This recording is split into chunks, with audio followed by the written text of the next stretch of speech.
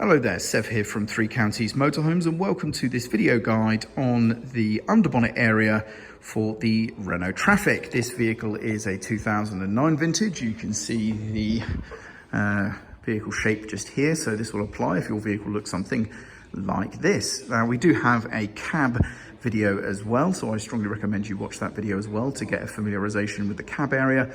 This video is just going to focus on the engine area itself.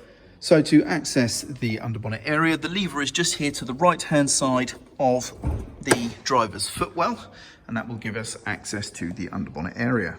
Then we come around to the front of the vehicle, and just to the right of the badge area, you'll feel a little sort of loop that is actually against the metal of the bonnet, but on the underside we're going to pull this way against that, and that allows us to lift the bonnet up. And here is that metal loop just there that we're pulling, like so. That allows us to raise the bonnet up. Then we need to use this bar that you can see stowed underneath the bonnet to hold the bonnet up, and it's going to go into that receptacle with the arrow just there on that bulkhead. So let's do that now as I try and hold the camera. So unclip the arm, and then in there it goes. And now the bonnet is held up securely. So what do we have underneath the bonnet? So starting over here at the left hand side, we have the screen wash here. This is just behind the driver's headlight, as you can see. It's very clearly marked with the universal screen wash symbol just there.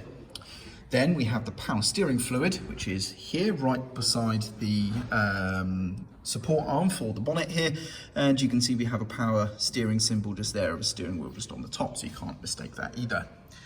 Then on the engine itself here, we have the oil filler and then the oil dipstick. Oil filler is clearly marked, so you can't mistake it.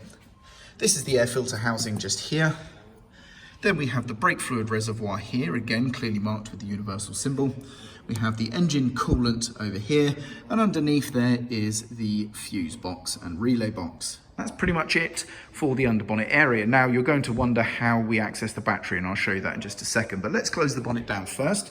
So what we're going to do is we're going to remove this bar once more, and it's then going to stow up into its little clip. Then we lower the bonnet down, and I recommend leaving it a good few inches up. This is about 3-4 inches here, and just let go. And that's going to close it with sufficient force to close it nice and securely. Now to find your vehicle's vehicle battery, it's actually underneath the cab floor. If you remove the floor area base here, there'll be a section you can just lift up out the way. It just slots into here. As you can see, the foam cutout here just matches this shape, so it just pulls out. And then we have this panel here.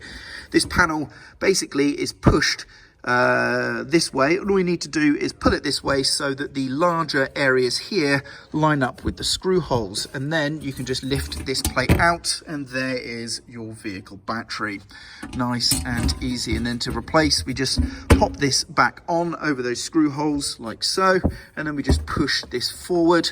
You might need a tool to get under an edge just to give it a really good push. I'm struggling here by hand to get it just to lock in, but just give it a knock with a little tool on this end here, and that will securely lock it into those tabs, and then you can just replace the floor mat nice and easily, and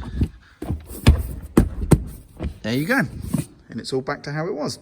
And that's how you access your vehicle battery.